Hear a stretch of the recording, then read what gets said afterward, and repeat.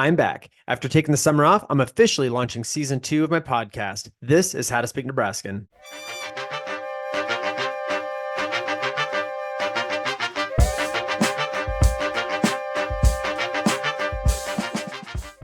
So I started this podcast earlier this year in January.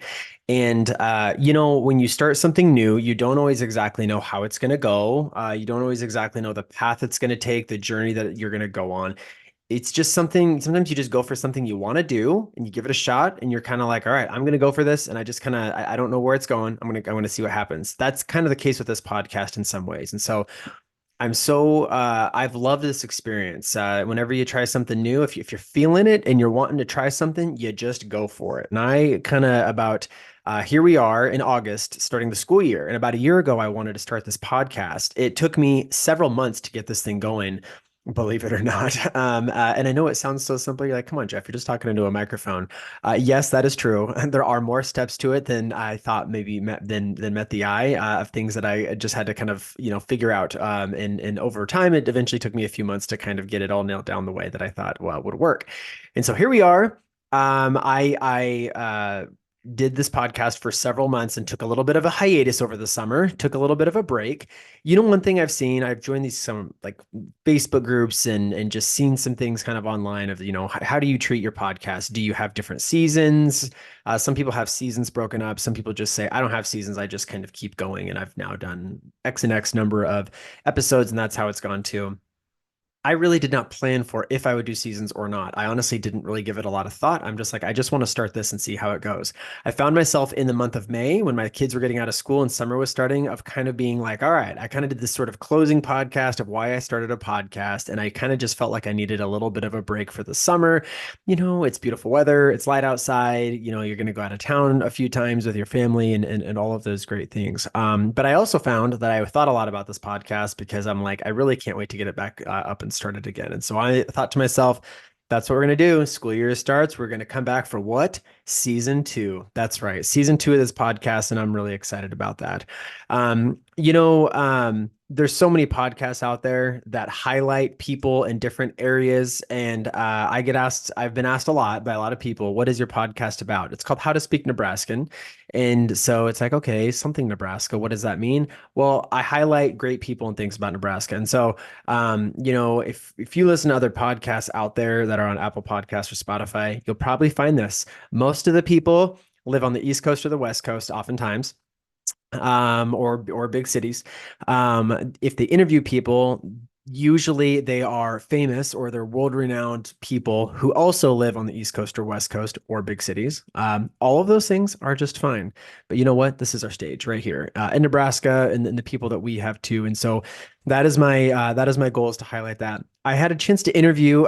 So far in the early stages of this podcast, I've interviewed just 8 people. So interviewed a friend of mine that had authored a book. I interviewed some TV anchors, Mrs. Nebraska in there, some business owners, some reporters, a TV news anchor.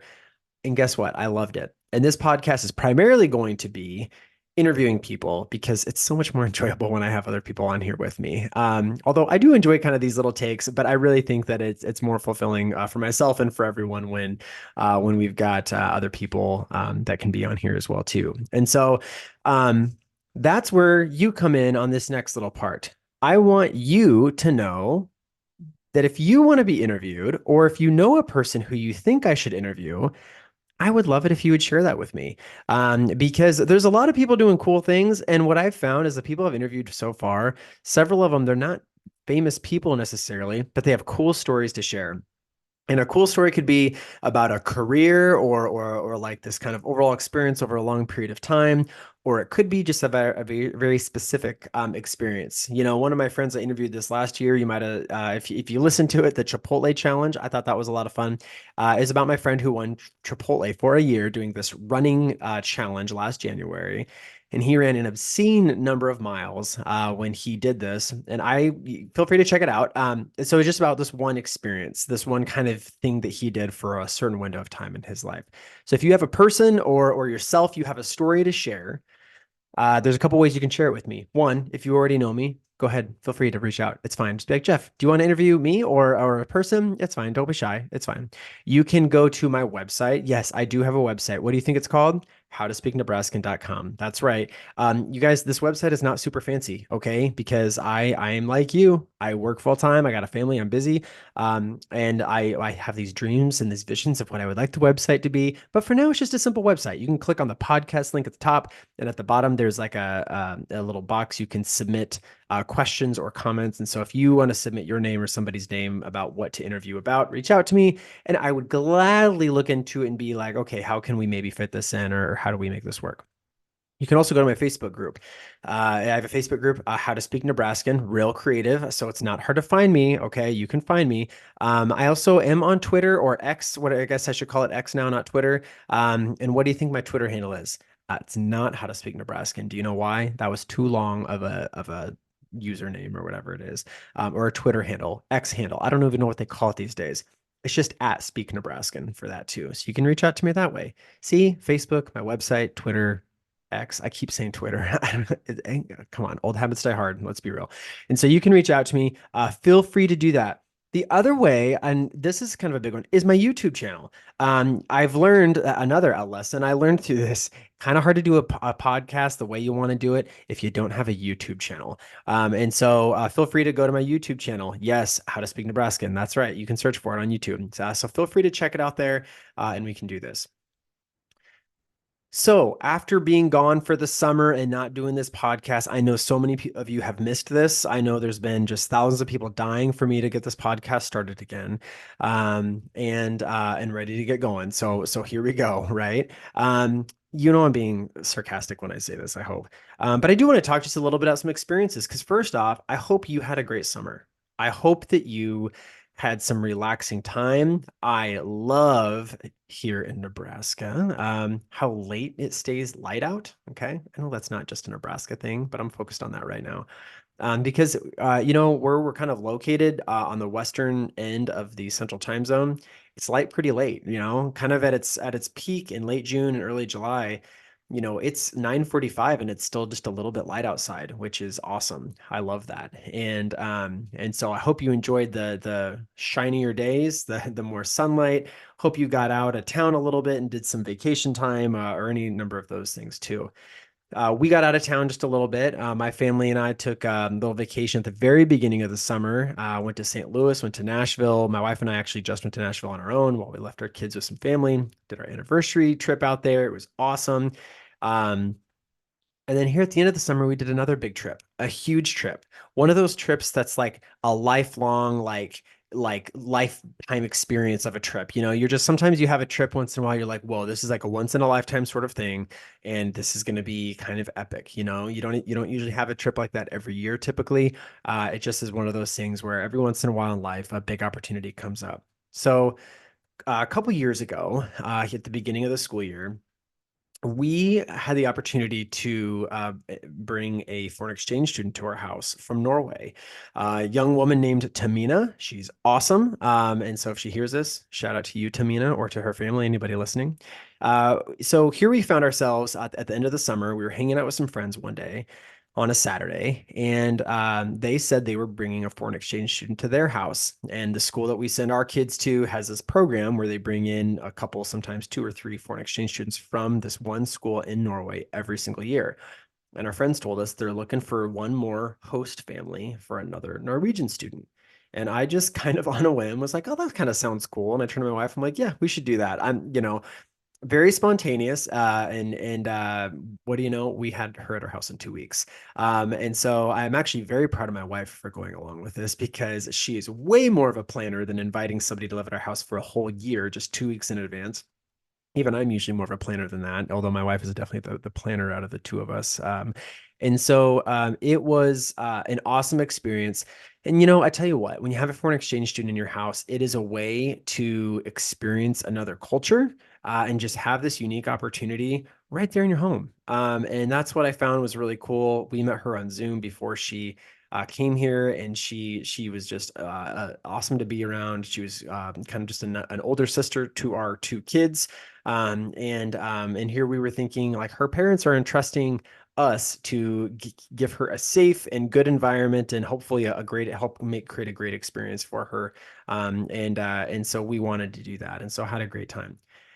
Another thing I said when we agreed to this is I told my wife, and then I told Tamina after she came to our house, I said, we are going to Norway. I said, if we have this experience where she gets to be with us for almost a year, she was with us for about 10 months. I said, then we get to have this experience where we go there because why not? I mean, why not take an opportunity to go visit someone you know in Europe? Her family came to visit us, her three younger siblings and her parents. We became fast friends with her parents. And we're like, we want to go to Norway. So we decided the very next summer, that would be this summer, we're going. And so we saved for it. It was a little pricey, you know. Sometimes you got things that you spend a little and you find other ways to save. So we're finding other ways to save. But and it also took a lot of planning.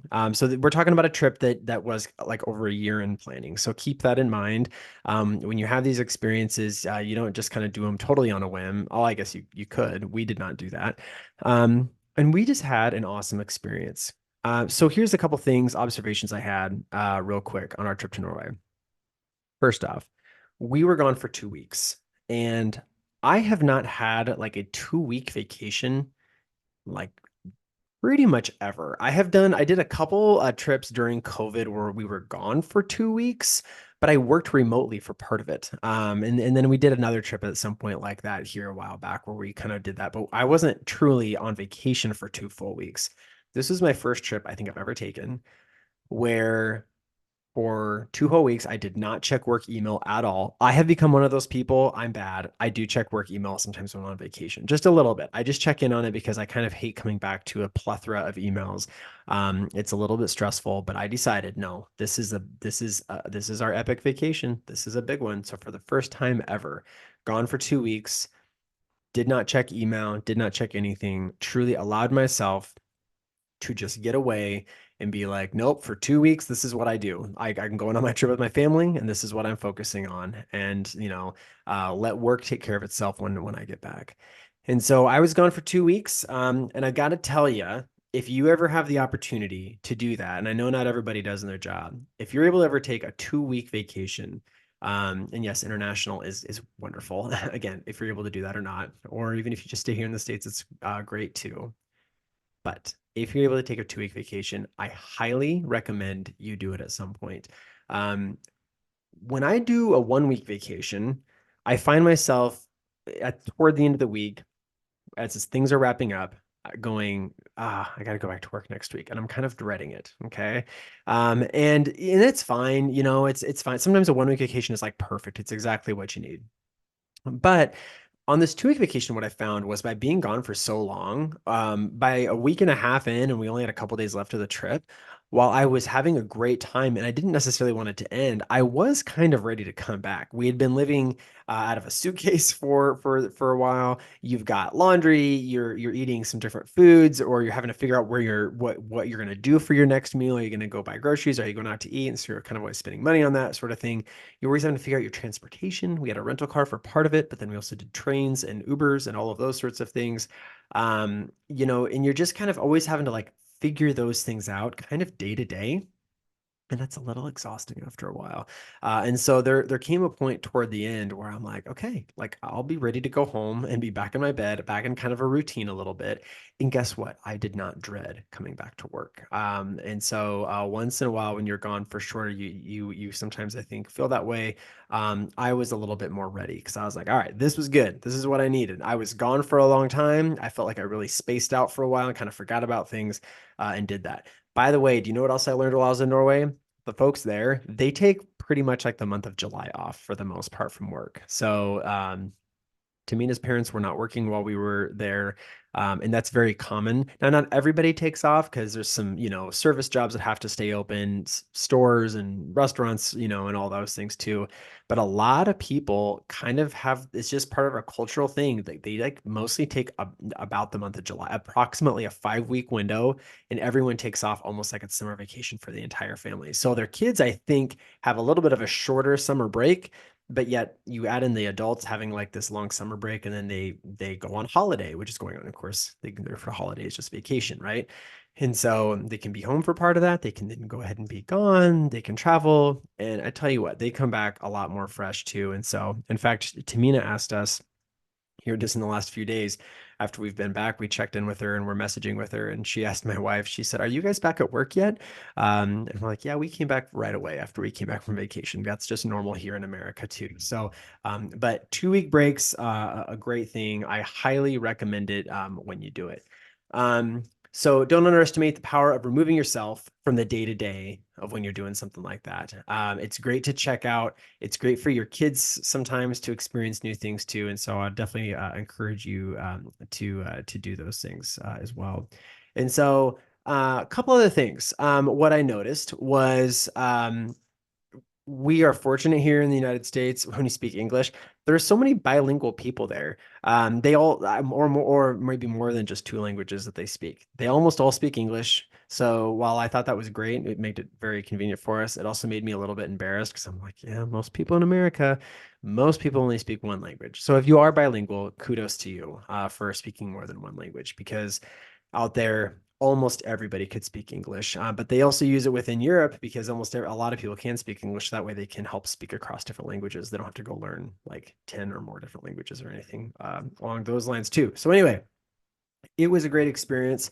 And let me point out something else to you. When Tamina was here at our house, we had this cool opportunity where we always had these like weird conversations about weird cultural differences, things that you don't even think of. And I think it's only things you can experience by having somebody live with you versus if they were just traveling here for a while. You would have less of these opportunities. And so I remember when Tamina was here, she would ask questions sometimes or real simple things that I hadn't really thought of. I didn't think of it being kind of maybe unique to America or unique to only some cultures. Everything from stores. I mean, they are not used to grocery stores like we have here. Like your Hy-Vees, your Super Savers, where there's like a ton of things to choose from.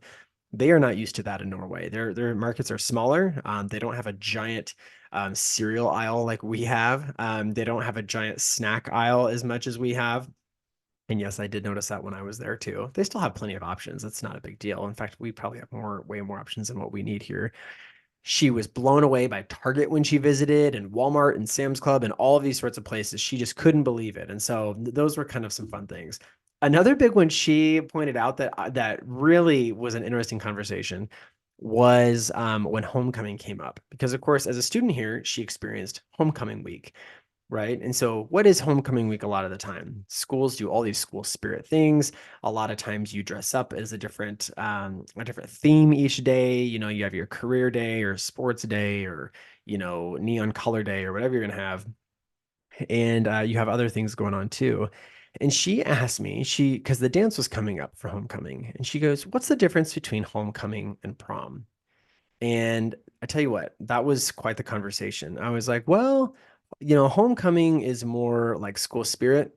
And I was like, explaining that because she had all these activities planned that week. And also has a football game that coincides with it usually at the end of the week. Typically, there's like a football game. It's part of like your pride in your school. And then there's like a dance at the end of it to kind of cap it off. That's very common here, right? She had never heard of homecoming. She did not know what that was. And she's like, "But how does the dance different from prom?" And I'm like, "Well, typically homecoming is formal, you dress up, but prom is more formal, you dress up more." Instead of guys wearing a suit with a tie, they might wear a tuxedo, or the dresses that the women wear are probably slightly fancier. I don't, it's, they might have more sparkly stuff on it. I mean, honestly, I don't know. I'm a guy, I don't really know how I would describe it. But it was a really fun conversation here. Homecoming, she had no idea what it was. This fancy dance was coming up, and she's like, "But isn't that what you do for prom?" And I was like, yeah, it is, but it's like different, the whole like, feel of it." And so we had a lot of those types of conversations of kind of American cultural differences, things you don't even really think about here. And believe it or not, it actually made me kind of more like, oh, homecoming is pretty cool little tradition that we have here in the United States. I didn't even really think about that. I just kind of sort of took it for granted, I guess, before. And so that was definitely a cool thing. So anyway, I got away this summer for a while. I took time off from the podcast. I took a nice vacation to Norway. We got to just see some really cool things. It's beautiful country, by the way. Let me just throw that out there. Beautiful scenery, mountains. The ocean and the mountains together is just a great combination in trees. There's some spots you'll go through. It looks a lot like Colorado because they have Rocky Mountains there. It's obviously not called the Rocky Mountains. They are mountains that are rocky. And just these beautiful little villages along the coast that have been there for hundreds of years. Very, very cool place. So beautiful country to go to. We even went to Denmark for a couple days off on a ferry. So took like a little ferry ride and all of that too. So we had a great time getting away. I hope you had some time away from your day-to-day stuff too. And I think it is important that at the end of the summer, when school is getting ready to start, especially if you got kiddos, because we got kiddos right now that are still in school, that you do something to try to feel refreshed, because that can be really hard to do at times. But I hope everybody got it, regardless of if you got kids at the house or not, or anything along those lines too. So here we are. It's August. School is starting. We're going to be starting this podcast back up. I'm super excited about it as well. And this fall, I hope to kind of get back on schedule with, again, interviews and takes and all of those things on everything kind of going on. So I'm very excited for it. I'm excited that I started this journey earlier this year and are super excited that after this break, I'm just ready to amp it back up here this fall too. So with that, hope you'll be here to join this fall. Hope to connect with you at some time. Again, if you've got a cool story to share, please don't hesitate to reach out. And of course, you can hear this podcast on Spotify, Apple Podcasts, or on YouTube, all your fun places. So good to be here with you. This is How to Speak Nebraskan.